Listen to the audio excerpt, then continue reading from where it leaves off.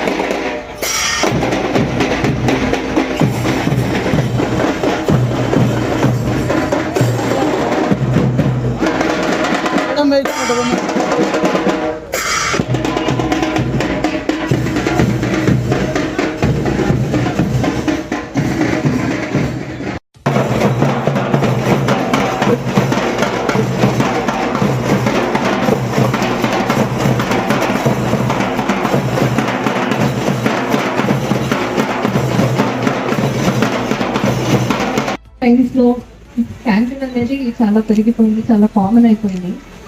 దీని మీద పబ్లిక్లో అవేర్నెస్ కల్పించడం కోసం మనము ఈ వరల్డ్ క్యాన్సర్ డే అనేది ఒకటి సెలబ్రేట్ చేసుకుంటాము. సో మనం ఒకటి తెలుసుకోవాల్సింది ఏంటంటే ఈ క్యాన్సర్ అనేది ప్రాణాంతకమే అయినా కూడా ఇప్పుడున్న రీసెంట్ టెక్నాలజీతో అండ్ ఇప్పుడున్న రీసెంట్ ఫెసిలిటీస్తో చాలా వరకు మనము తొందరగా డయాగ్నోస్ చేస్తే దానికి క్యూర్ కూడా ఉంటుంది, కంప్లీట్గా క్యూర్ అనేది కూడా ఉంటుంది. సో మనం గుర్తుపెట్టుకోవాల్సింది ఏంటంటే ఫస్ట్ మనకి లైఫ్ స్టైల్ ఫ్యాక్టర్స్ వల్ల కానీ జెనెటిక్ ఫ్యాక్టర్స్ వల్ల కానీ ఈ క్యాన్సర్స్ అనేవి చాలా పెరిగిపోయాయి. అయితే ప్రివెన్షన్ కోసం మనం లైఫ్ స్టైల్లో చేంజెస్ తీసుకొని రావాలి.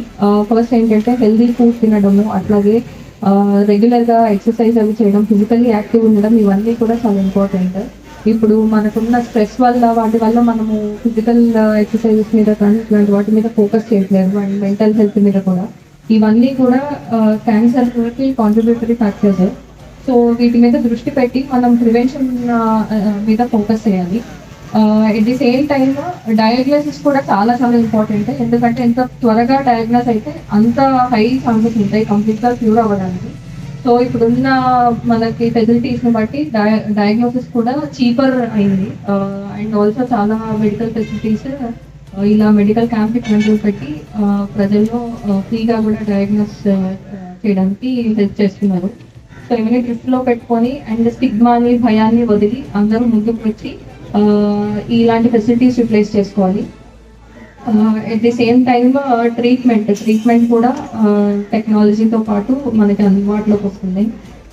సో అందరం కూడా ఉన్న ఫెసిలిటీస్ యూజ్ చేసుకొని భయాన్ని స్టిగ్మాని వదిలేసి ఈ క్యాన్సర్ పట్ల అవగాహన పెంచుకొని హెల్తీ లైఫ్ స్టైల్ని అలవర్చుకోవాలని కోరుకుంటున్నాను.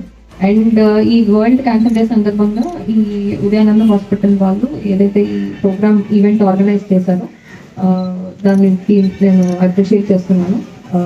Thank you so much.